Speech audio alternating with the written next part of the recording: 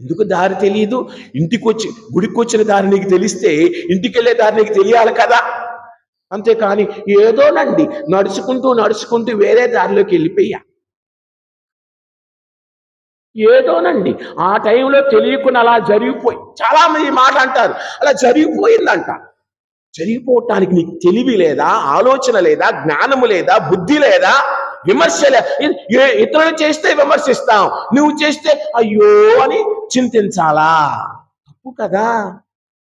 నీవు తప్పు చేసినా ఆ తప్పు నుండి బయటకు వచ్చుటకు, శోధించబడిన బయటకు వచ్చుటకు ఆయన నీకు మార్గములను, శక్తిని, ధైర్యాన్ని ఎలాగో రావాలో అలా జ్ఞానాన్ని ఇస్తాడని పౌలు గారు మనకు తెలియజేస్తూ ఉంటే ఏదోనండి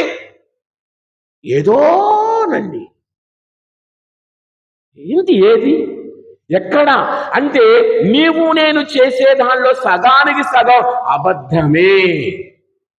అబద్ధమే. పేరుకే క్రైస్తవరం, చేసే అన్నీ కూడా జీరో.